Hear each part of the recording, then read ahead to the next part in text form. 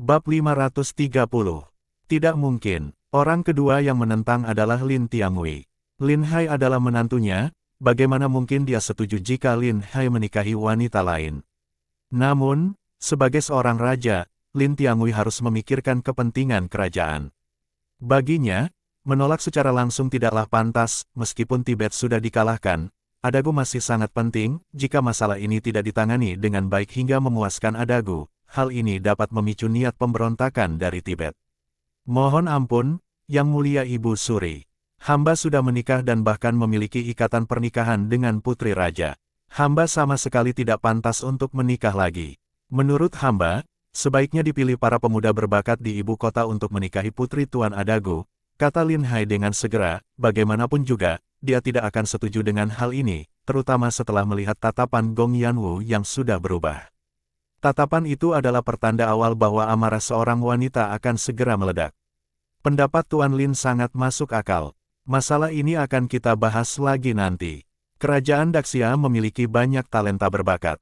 Pasti kita akan menemukan kandidat yang cocok, kata Gong Yanwu, namun, Adagu tidak mau menyerah. Jika dia asal memilih orang untuk dinikahkan, dia akan merasa sangat dirugikan. Jika orang yang dipilih berasal dari keluarga biasa atau hanyalah pemuda tak berguna, maka itu tidak akan memberikan keuntungan apapun bagi dirinya. Adagu segera berkata, Yang Mulia Ibu Suri, putri hamba menyukai Tuan Lin. Meskipun Tuan Lin sudah menikah dan akan menikahi putri raja, namun itu bukan masalah. Seorang pria berbakat seperti Tuan Lin memiliki 3 atau 4 istri adalah hal yang wajar. Ketiga putri hamba bersedia menjadi selirnya.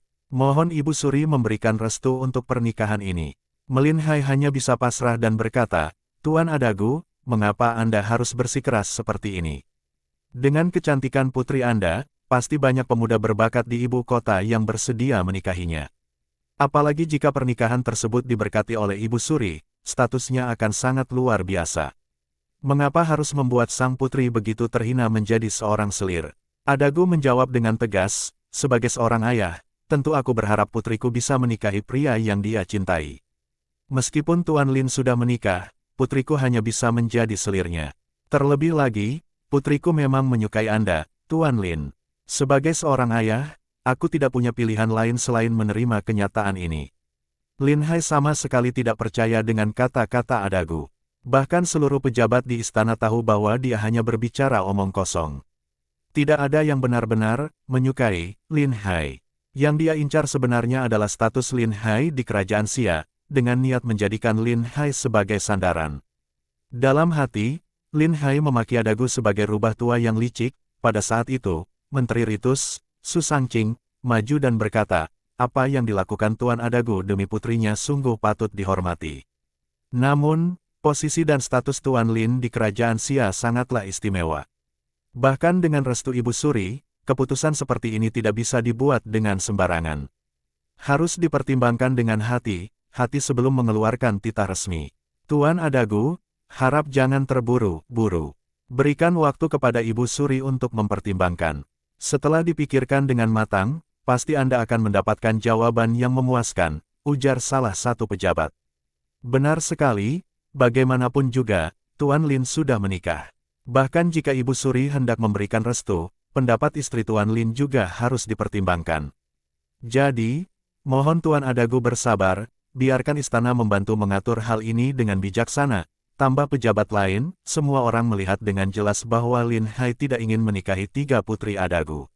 Dari sudut pandang istana, jika Lin Hai benar-benar menikahi ketiga putri kerajaan Tibet tersebut, itu sama saja dengan memberikan Adagu peningkatan status. Lebih buruk lagi, hal ini bisa menjadi potensi ancaman di masa depan, jika Adagu memanfaatkan kekuasaan Lin Hai untuk melakukan sesuatu. Seperti diam mengirimkan putranya kembali ke Tibet, bukan tidak mungkin akan ada pemberontakan lagi di kemudian hari. Oleh karena itu, tidak ada seorang pun yang setuju dengan permintaan Adagu. Kalaupun perlu ada pernikahan politik dengan Adagu, lebih baik memilih anak-anak dari keluarga besar yang tidak terlalu berpengaruh. Biarkan mereka hidup makmur, tetapi tidak memiliki akses ke kekuasaan. Dengan cara ini, Adagu tidak akan mampu membuat masalah besar. Setelah Adagu meninggal dunia, anak-anaknya pun akan menua, dan Tibet tidak akan memiliki kekuatan untuk memberontak lagi. Lambat laun, Rakyat Tibet dapat sepenuhnya berasimilasi dengan kerajaan Daxia, melihat semua pejabat istana berpihak pada Lin Hai dan menentang pemberian restu pernikahan segera. Adagu hanya bisa merasa kecewa dan tidak berdaya, jika Adagu terus bersikeras tanpa memahami situasi, yang akan dirugikan hanyalah dirinya sendiri. Baiklah, hamba akan menunggu keputusan dari Ibu Suri, kata Adagu dengan terpaksa menerima keadaan. Ekspresi dingin Gong Yanwu akhirnya mereda. Dia berkata, karena semua urusan sudah diselesaikan dengan baik, mari kita akhiri sidang ini. Kirim seseorang untuk mengantar keluarga Tuan Adagu ke tempat tinggal mereka. Pastikan untuk membantu mereka menyesuaikan diri dengan baik. Setelah berkata demikian, Gong Yanwu tidak lagi memperhatikan siapapun dan langsung meninggalkan aula. Para pejabat lain segera memberi ucapan selamat kepada Lin Hai dan Yu Huasi. Kedua orang ini telah memberikan kontribusi besar dalam menaklukkan Tibet, menjadikan mereka pahlawan terbesar. Masa depan mereka dipandang cerah. Terlebih lagi, mereka adalah orang yang sangat disukai oleh Ibu Suri dan bahkan guru kaisar. Begitu kaisar naik tahta, kekuasaan mereka setidaknya akan bertahan selama puluhan tahun. Setelah memberi ucapan selamat kepada Lin Hai, kemudian para pejabat secara formal dan penuh kepura-puraan memberikan ucapan selamat kepada Adagu. Bagaimanapun juga, sebagai raja yang telah ditaklukkan, Adagu tetap harus diperlakukan dengan sopan di depan umum. Namun, Adagu merasa sangat kecewa karena tidak mendapatkan apa yang dia inginkan. Meski demikian, dia memaksakan diri untuk tetap ramah dan berbincang dengan para pejabat sebelum mengikuti Qasim menuju tempat tinggalnya. Setidaknya, sekarang dia sudah memiliki tempat tinggal yang layak dan telah menerima beberapa hadiah berupa uang. Kehidupan sehari-hari tidak akan terlalu sulit baginya. Tapi yang menjadi kekhawatirannya adalah kemungkinan bahwa suatu saat kerajaan Daxia akan menggunakan dirinya sebagai alasan untuk bertindak lebih keras. Jika ada alasan yang ditemukan, mungkin mereka akan menjadikannya dalih untuk menyingkirkan dirinya. Adagu tahu bahwa jika dia berada dalam situasi yang sama, dia pun tidak akan membiarkan lawannya tetap hidup. Sebagai raja yang kehilangan kerajaannya tanpa ada perlindungan yang kuat, dia kini harus hidup dalam ketakutan setiap hari, membayangkan kehidupannya di masa depan. Adagu tak bisa menahan diri untuk sering menghela napas panjang. Sementara itu, Lin Hai tengah bersiap untuk pulang ke rumah. Setelah lebih dari sebulan meninggalkan rumah, ia sangat merindukan Kiaoer. Namun, belum jauh ia melangkah, seorang Qasim mengejarnya. Dengan napas tersengal-sengal, Qasim itu berkata, "Tuan Lin, mohon tunggu sebentar. Akhirnya aku berhasil menyusul Anda. Kalau tidak, maka aku harus pergi ke rumah Anda untuk mencari Anda." Ada urusan apa? Lin Hai sebenarnya sudah menduga sesuatu. Kemungkinan besar, Gong Yanwu lah yang menyuruh Qasim ini memanggilnya kembali. Ibu Suri memanggil Anda. Ada hal penting yang ingin didiskusikan secara langsung, kata Qasim itu. Baiklah, Tuan Qasim, silakan pimpin jalan, jawab Lin Hai. Sesampainya di kamar peristirahatan Ibu Suri, para Qasim segera mundur dengan penuh pengertian. Gong Yanwu memiliki kebiasaan untuk tidak membiarkan siapapun berada di dekatnya setiap kali memanggil Lin Hai. Para Qasim, yang semuanya sangat cerdas, tahu bahwa mereka harus menjaga mulut mereka rapat-rapat. Bahkan jika mereka menduga terjadi sesuatu yang mencurigakan, mereka memilih berpura-pura tidak tahu apa-apa. Jika rumor sampai tersebar, orang pertama yang akan celaka adalah para Qasim dan pelayan istana yang berada di dekatnya. Yang Mulia Lin Hai memberi hormat kepada Ibu Suri. Lin Hai membungkuk dengan hormat. Gong Yanwu, yang sedang duduk di dekat meja menikmati secangkir teh, mendengus pelan. Anda sudah sampai di sini, dan di sini tidak ada orang lain. Untuk apa berpura-pura formal seperti itu? Duduklah di dekatku. Ada hal yang ingin kutanyakan padamu. Lin Hai tersenyum tipis. Kamu memang bidadari kecilku yang penuh gaya, Xiao Wu. Tanyakan saja apa yang ingin kamu ketahui. Selama aku tahu jawabannya, pasti akan kukatakan. Gong Yanwu menatap Lin Hai dengan matanya yang besar dan indah, tapi kini penuh dengan keseriusan. Katakan padaku dengan jujur, apakah kamu benar-benar tidak ada hubungan apapun dengan para putri Tibet itu? Bab 531. Masuk akal, jadi kamu tidak percaya padaku sama sekali. Lin Hai tersenyum masam. Aku hanya bertemu 2 kali dengan ketiga putri Tibet itu saat perjalanan. Sejak saat itu, aku selalu menghindari mereka dan tidak pernah bertemu lagi. Apa kamu tidak bisa melihat maksud tersembunyi Adagu? Dia hanya ingin mencari dukungan untuk dirinya. Dia sengaja ingin memaksakan pernikahan tiga putrinya denganku, semata-mata karena posisiku yang tinggi di Xia. Jangan sampai kamu termakan tipu dayanya, apalagi cemburu karena hal kecil seperti ini. Lin Hai mencoba meyakinkan. Tentu saja aku tahu itu. Gong Yanwu mendengus. Tapi dia berani sekali mengajukan hal ini di depan sidang. Aku memang cemburu. Menikahkan putrinya ke orang lain tidak apa-apa, tapi beraninya ingin merebut pria yang menjadi milikku. Aku tidak akan membiarkannya lolos begitu saja. Nada suaranya berubah menjadi dingin. Kamu tidak boleh gegabah. Kita harus memikirkan situasi secara keseluruhan. Lin Hai buru-buru menasihati. Khawatir Gong Yanwu melakukan sesuatu yang terlalu berlebihan, jangan terlalu cepat mengambil tindakan terhadap adagu. Dia masih memiliki pengaruh besar di Tibet. Banyak rakyat Tibet yang masih peduli padanya. Kalau kita bertindak terlalu jauh, apalagi sampai mencelakainya, pasti akan terjadi pemberontakan. Tenang saja, aku hanya mengatakannya begitu saja. Kamu terlihat sangat khawatir, kenapa? Gong Yanwu melirik Lin Hai tajam. Ada pepatah lama, menaklukkan negeri itu mudah, tetapi mempertahankannya itu sulit. Mengalahkan Tibet memang tidak sulit, kita punya banyak senjata dan pasukan, tidak ada yang perlu ditakutkan.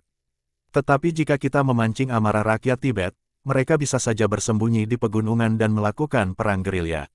Serangan sporadis mereka terhadap pejabat Daxia bisa menjadi masalah besar di masa depan. Lin Hai menjelaskan panjang lebar, mencoba membuat Gong Yanwu mengerti, jadi, kehendak rakyat tidak boleh dilawan. Bahkan jika adagu melakukan sesuatu yang melampaui batas, kita tetap tidak bisa membunuhnya. Lin Hai berkata dengan serius. Aku tahu. Gong Yanwu menjawab dengan nada tidak sabar. Kalau hal kecil seperti ini saja aku tidak bisa mengerti, bagaimana mungkin aku bisa menjadi ibu suri Daxia? Aku hanya merasa kesal karena adagu berani memanfaatkanmu, bahkan ingin menikahkan tiga putrinya sekaligus denganmu. Menurutku, dia belum sepenuhnya tunduk pada Daxia dan berniat memanfaatkanmu untuk sesuatu. Kalau begitu, dia sudah salah perhitungan. Bahkan jika dia menawarkan 30 atau 300 putrinya, aku tetap tidak akan tertarik. Dengan adanya dirimu, Ibu Suri Daxia, apalagi yang kurang? Lin Hai tersenyum menenangkan, perkataan ini langsung membuat Gong Yanwu tersenyum bahagia. Ia memeluk lengan Lin Hai dengan manja sambil bertanya, apa aku benar-benar sepenting itu di hatimu? Tentu saja, kamu adalah wanitaku, dan itu berarti kamu adalah yang terpenting di dunia ini. Bahkan jika seluruh negeri Daxia ditawarkan sebagai gantinya, aku tidak akan pernah melepaskanmu. Kalimat itu yang paling kusuka. Anggap saja kamu sudah lulus ujian, jawab Gong Yanwu dengan bangga, kepalanya terangkat tinggi. Namun, tak lama kemudian, ia mengerutkan hidungnya sambil berpikir. Kalau adagu sudah mengajukan permintaan pernikahan, aku tidak bisa terus berpura-pura tidak tahu. Aku tetap harus memberikan solusi. Menurutmu, bagaimana sebaiknya mengatur pernikahan untuk ketiga putrinya? Lin Hai tersenyum dan berkata, sebenarnya, aku sudah memikirkan hal ini sejak dalam perjalanan. Kita bisa memilih 3 pemuda berbakat dari 5 keluarga besar, lalu menikahkan mereka dengan ketiga putri adagu. Menikahkan mereka ke 5 keluarga besar. Tidak mungkin, itu sama sekali tidak cocok. Gong Yanwu langsung menolak tanpa ragu. Kenapa tidak? Lin Hai bertanya dengan penasaran. Coba kamu pikirkan, bagaimana status 5 keluarga besar itu? Ujar Gong Yanwu sambil menatap Lin Hai penuh arti. Setiap keluarga besar itu sangat sombong, jawab Gong Yanwu dengan nada serius. Mereka bahkan tidak akan mempertimbangkan pernikahan dengan keluarga biasa, apalagi dengan suku asing seperti Tibet. Dalam pandangan mereka, orang-orang Tibet adalah kaum barbar, jadi tidak mungkin mereka bersedia menikah dengan mereka. Lin Hai tersenyum, menjelaskan strateginya, itulah sebabnya kita harus membuat salah satu anggota 5 keluarga besar menikahi putri adagu. Tidak peduli seberapa keras 3 putrinya mencoba membujuk, keluarga besar itu tidak akan mungkin membantu adagu. Selain itu, pernikahan ini juga bisa dianggap sebagai penghormatan besar bagi adagu. Ini solusi yang menguntungkan kedua belah pihak. Gong Yanwu mengerutkan alis, dia berpikir sejenak, kemudian berkata, apa yang kamu katakan itu ada benarnya. Tetapi 5 keluarga besar itu tidak akan mau membiarkan anggota keluarga mereka menikahi orang Tibet. Mereka pasti merasa hal itu sangat memalukan. Aku yang akan mengurus pembicaraan dengan para kepala keluarga itu, kata Lin Hai dengan penuh percaya diri. 5 keluarga besar memiliki begitu banyak anggota, jadi kita bisa memilih beberapa anak dari garis keturunan cabang. Itu seharusnya tidak menjadi masalah besar. Lagi pula, mereka baru saja menerima banyak keuntungan dari istana. Meminta mereka untuk melakukan sesuatu demi Daxia bukanlah permintaan yang terlalu besar. Gong Yanwu masih tampak ragu. Kamu yakin bisa meyakinkan 5 keluarga besar itu untuk membiarkan anak-anak mereka menikahi putri adagu? Aku khawatir mereka malah akan merasa dendam padamu. Tenang saja, aku tahu batasanku dalam bernegosiasi. Yang penting sekarang adalah bagaimana pendapatmu. Apakah kamu setuju dengan rencanaku ini? Lin Hai bertanya dengan lembut. Sebagai permaisuri Daxia, tentu saja aku setuju. Bahkan jika mereka menikahi anak dari garis cabang keluarga besar, itu sudah cukup memberikan kehormatan besar bagi adagu. Aku yakin dia pasti akan menerimanya. Jawab Gong Yanwu dengan tegas. Lin Hai tersenyum dan berkata, aku yakin aku pasti bisa meyakinkan keluarga dari 5 keluarga besar untuk menyetujui pernikahan ini. Kita telah mengalahkan Tibet sepenuhnya, jadi kita harus mengirim pasukan untuk berjaga di sana, juga mengirim pejabat untuk mengelola daerah tersebut. Wilayah Tibet sangat luas, meskipun cukup miskin dan tidak sekaya Daxia kita. Tapi bagaimanapun, di wilayah sebesar itu, mencari keuntungan menjadi sangat mudah. Dengan menikahi putri-putri adagu, kita bisa memberikan jabatan kepada beberapa orang ini dan mengirim mereka menjadi pejabat di Tibet. Dengan identitas seperti itu, akan jauh lebih mudah bagi mereka untuk menjalankan tugas di Tibet, dengan keuntungan besar yang bisa mereka dapatkan. Menurutmu apakah 5 keluarga besar akan menolaknya? Mata Gong Yanwu langsung berbinar. Kalau begitu, 5 keluarga besar seharusnya tidak akan menolak keuntungan sebesar itu. Sebaliknya, mereka mungkin malah akan sangat berterima kasih padamu. Tidak kusangka, 5 keluarga besar benar-benar ada di bawah kendalimu. Dan mereka bahkan berterima kasih padamu untuk itu. Aku semakin takut padamu. Lin Hai langsung memeluk Gong Yanwu dengan erat dan berkata, bukankah seorang pria harus semakin kuat untuk melindungi wanitanya? Apa yang perlu ditakutkan? Keahlian terbaikku bahkan belum kutunjukkan, mau mencobanya.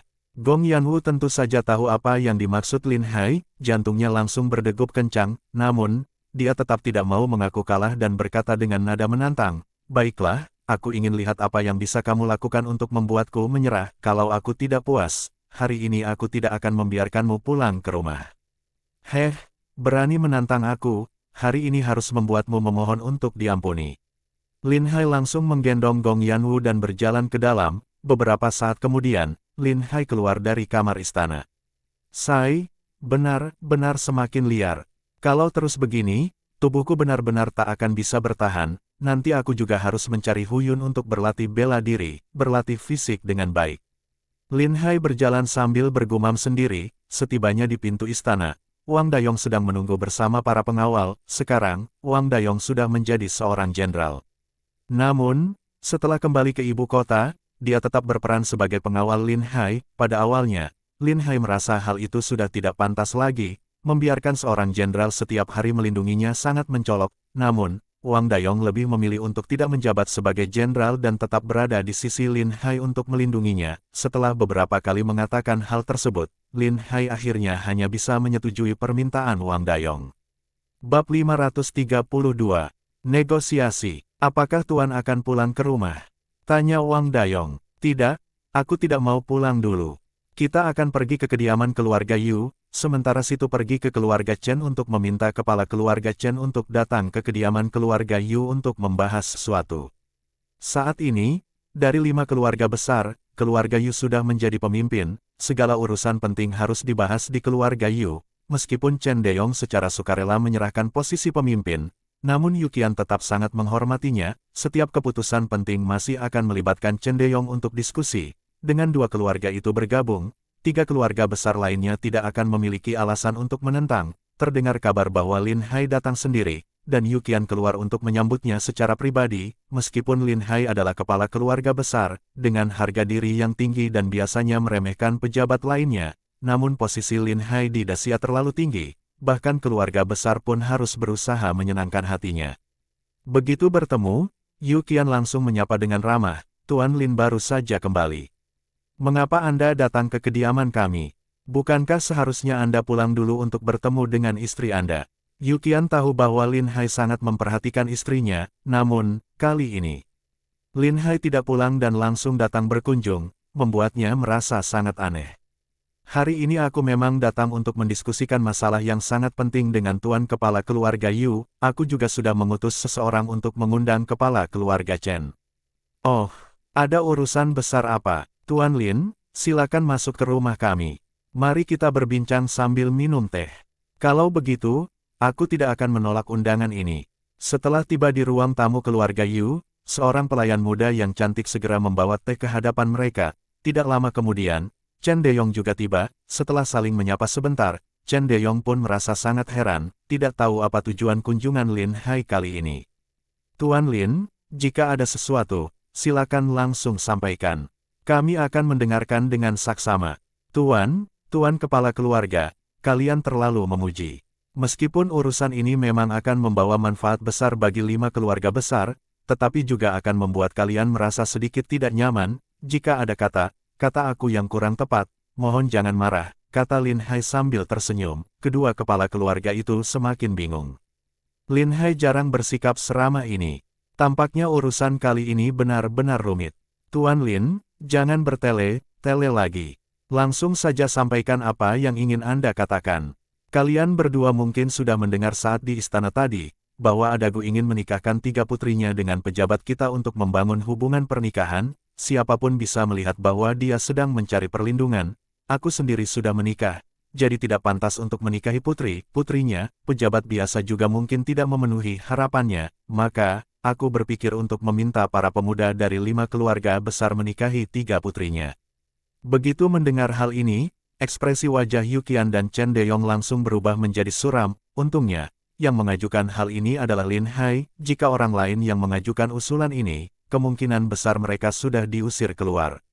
Bahkan jika Ibu Suri Agung sendiri yang menyampaikannya, mungkin saja dia akan mendapat perlakuan dingin. Lin Hai sudah menduga sebelumnya bagaimana reaksi mereka terhadap usulan ini. Setelah berbicara, dia tersenyum sambil mengangkat cangkir teh, menyeruputnya perlahan, memberi waktu kepada kedua kepala keluarga itu untuk mencerna perkataannya. Chen Deyong akhirnya berbicara, Tuan Lin, aku rasa Anda sangat paham aturan 5 keluarga besar kami. Bahkan untuk keturunan biasa, wanita yang dinikahi harus berasal dari keluarga terhormat. Daerah seperti Tibet, yang liar dan belum terdidik, bagaimanapun tidak mungkin bisa menjalani hubungan pernikahan dengan keluarga besar kami. Tuan Kepala Keluarga, pendapat itu kurang tepat. Dalam beberapa hal, kita harus lebih fleksibel. Memang benar, 5 keluarga besar memiliki garis keturunan yang mulia dan tradisi yang panjang, jadi wajar saja jika merasa tidak pantas untuk bersatu dengan bangsa yang dianggap liar, namun, mari kita lihat dari sudut pandang yang berbeda. 5 keluarga besar memiliki banyak anggota keluarga. Selain keturunan utama, ada juga banyak keturunan cabang. Tidak perlu menggunakan keturunan utama untuk pernikahan ini. Cukup melibatkan keturunan cabang saja. Jika salah satu dari mereka menikahi 3 putri Adagu, bagi rakyat Tibet, itu berarti mereka telah menikahi putri mereka. Kini, Tibet sudah menjadi wilayah kekuasaan Daxia, dan pemerintah akan mengirimkan banyak pejabat untuk mengelola daerah tersebut. Jika seorang pejabat menikahi salah satu putri mereka, itu akan sangat memudahkan urusan di sana. Apakah kalian berdua tidak pernah mempertimbangkan untuk memperluas pengaruh keluarga kalian ke wilayah Tibet? Tanya Lin Hai sambil tersenyum penuh arti. Memperluas ke Tibet. Chen Deyong tampak mulai tergoda. 5 keluarga besar memang telah mengirim orang untuk mengikuti perang, melakukan banyak bisnis, dan mereka tahu bahwa meskipun Tibet miskin, namun wilayahnya sangat luas. Berbisnis di sana tetap bisa menghasilkan keuntungan besar. Hanya dengan menjual ternak dari Tibet ke Daxia, keuntungannya sudah bisa mencapai 2 kali lipat. Jika ada anggota keluarga mereka sendiri yang menjabat sebagai pejabat di Tibet, tentu itu akan sangat membantu keluarga besar mereka dalam menjalankan bisnis. Melihat perubahan ekspresi mereka, Lin Hai melanjutkan membujuk, jika kalian bisa menikahkan keturunan kalian dengan 3 putri Adagu, Permaisuri Agung juga akan memberikan penghargaan khusus. Setidaknya mereka akan diangkat menjadi pejabat setingkat gubernur di Tibet. Jika mereka bekerja dengan baik, kenaikan jabatan mereka akan jauh lebih cepat dibanding pejabat lainnya. Apakah perkataan Tuan Lin itu benar adanya? Tanya Chen Deyong. Tidak diragukan lagi. Aku berani menjamin, asalkan orang yang kalian pilih bisa membuat adagu puas, semua yang aku katakan pasti akan terwujud, jawab Lin Hai dengan serius. Chen Deyong dan Yu Qian saling bertukar pandang, mereka tampak mulai tergoda oleh tawaran ini. Melihat reaksi mereka, Lin Hai melanjutkan, selain keuntungan yang sudah aku sebutkan, jika 5 keluarga besar bersedia bekerja sama dengan istana untuk menyelesaikan masalah ini, maka setelah kita mengalahkan bangsa Turkestan nanti, kalian juga tidak akan dilupakan. Namun, jika kalian melewatkan kesempatan bagus ini, pejabat lain juga punya anak laki-laki yang cocok untuk pernikahan. Jika mereka mendapatkan kesempatan ini, kekuatan mereka akan berkembang dengan cepat. Di masa depan, mungkin bukan lagi 5 keluarga besar, tetapi 8 keluarga besar. Aku mengerti bahwa ini adalah keputusan besar bagi kalian, jadi aku tidak mendesak kalian untuk memberikan jawaban sekarang. Aku beri waktu 2 hari untuk mempertimbangkannya dengan matang. Setelah selesai berbicara, Lin Hai berdiri dan bersiap untuk pergi. Namun, sebelum dia sempat melangkah keluar, Chen Deyong dengan cepat berdiri dan berkata, tidak perlu menunggu 2 hari. Aku akan meyakinkan kepala keluarga lainnya. Kami akan memilih 3 pemuda berbakat dari keluarga besar untuk memastikan adagu merasa puas, kata Chen Deyong dengan tegas. Barulah Lin Hai tersenyum, inilah keputusan yang paling tepat. Jika orang lain diberi kesempatan sebagus ini, mereka pasti tidak akan melewatkannya. Aku yakin para kepala keluarga tidak akan menyesali keputusan hari ini. Yu Qian yang sudah memikirkannya matang, ikut berkata, Tuan Lin dan keluarga kami sudah seperti satu kesatuan. Setiap kali ada keuntungan, Tuan Lin selalu memikirkan 5 keluarga besar. Kami tentu tidak akan merusak keharmonisan ini. Kami pasti akan mengurus hal ini dengan baik, sehingga semua pihak merasa puas. Kalau begitu, terima kasih banyak. Setelah kandidat diputuskan, aku sendiri yang akan menjadi perantara. Mari kita segerakan urusan pernikahan ini. Tibet sekarang sedang membutuhkan banyak pembenahan, jadi orang perlu dikirim ke sana secepatnya, kata Lin Hai. Baik, besok kami akan menetapkan pilihannya. Yu Qian langsung menyetujuinya, mereka bertiga akhirnya mencapai kesepakatan.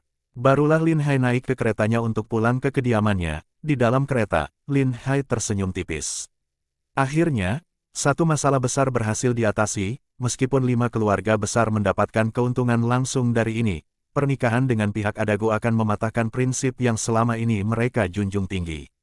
Akibatnya, citra 5 keluarga besar di mata rakyat mungkin akan mulai goyah.